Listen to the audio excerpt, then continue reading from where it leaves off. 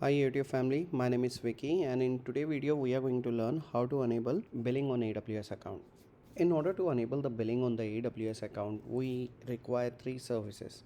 First one is the AWS Billing Access, second one is the CloudWatch, and the third one is the IAM. Now why we need the IAM? So that we can give proper permission to our user so that that user is able to enable the billing. If you are logged in with the root user, then it's okay, you don't have to do anything because with the root user you already have access to all those things. Now how to enable?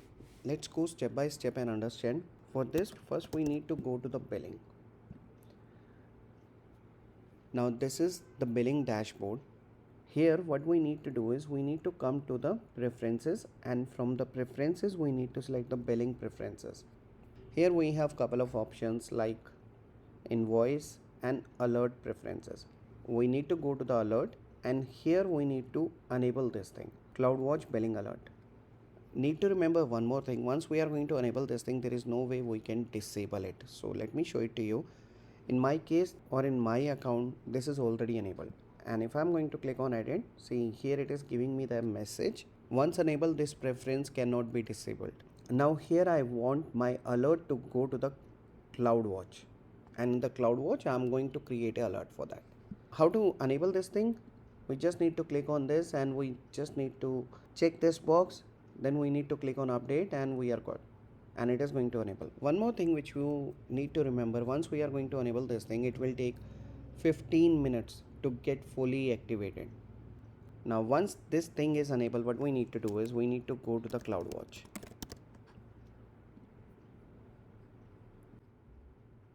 Here we need to remember couple of points as well.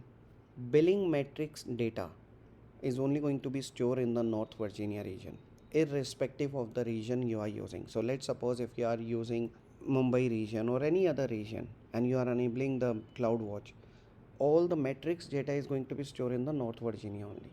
So this is the main thing. Alarms are only going to trigger when it is going to cross the threshold value. And there is an option as well, I will show it to you. Once we are going to create a alarm for this thing in the CloudWatch, I will show you how the alarm is going to trigger. There we have options. But remember one thing, whenever we are going to enable this thing, alarms are only going to trigger once it is going to exceed the value. In my case, I have created a billing alert on $1. Now once it is going to raise $1, go above the value of $1, then it is going to send me the notification or send me the alarm for that. And one more thing, let's suppose you have set a billing alert, let's suppose $1 or something, and your billing amount is already more than $1, then what will happen, it is going to give you the alarm straight away. One more point which is very important, all the charges are going to be in the USD. So irrespective of the country you are working, you have the charges in the US dollar only. We are in the CloudWatch. Here we need to go to the alarm, and in the alarm we need to go to any metrics like in alarm or all alarm, and from here we need to select create alarm option. Now in the create alarm option, what we need to do is we need to select the metrics. Now here in the metrics, what we need to do is we need to search for the billing. Here we will get billing by service, billing, total estimated charges. So we need to select this one, total estimated charges. Once we click on that, see here we have the USD, and we need to check this one and select metrics. Now we have selected the metrics, so we will be presented with this screen. Now what we need to do is, here maximum is fine, we are not going to change it, okay, but we do have the other option as well. So if you want to change something like average, sum, maximum, you can do that, but I will go with the maximum. Period is going to be for 6 hours, but if you want to increase the period, you can do that. You can go with the custom value as well. Currency is only going to be in the USD. You cannot change this one. Metrics name, you can update it if you want. Now here we have the threshold type. So here we will go with the static value, the default value.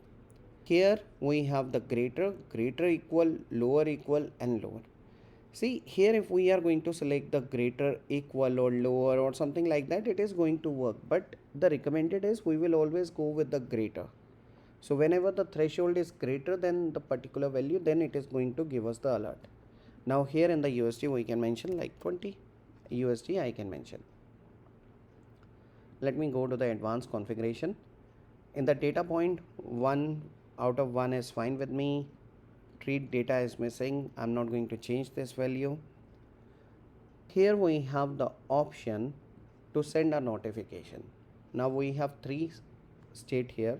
One is when our alert is in alarm. The second situation is when it is in the OK state. And the third one is the insufficient data. Let's understand the difference between the insufficient and in alarm. In alarm is whatever the value we have set and it has crossed that value, then our alarm is going to be in alarm. But what is this insufficient? Sometimes it happen when whatever the alert we are configuring, we are not getting the proper input from that alert. In those situation, or rather I would say when the alarms are not configured properly, in those situations it will say insufficient data.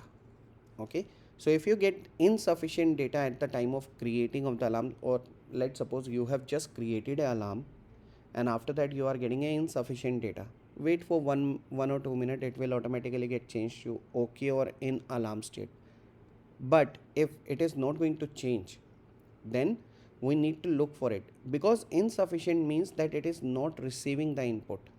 We can create a new topic, we can use an existing SNS topic. So the best way, create a new topic, and here we can mention the email ID, whatever the email ID you want to mention, you can mention it here, create a topic, and it will send the notification on that.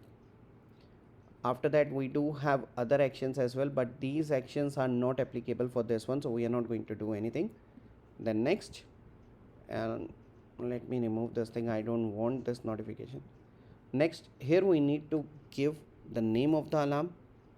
Once we are going to do that, we can create this thing. So let me give the name estimated charges, something like this. Next, and from here we can create alarm. See, insufficient data, that is what I was talking about. When the alarm is not getting any input, then it will say insufficient data.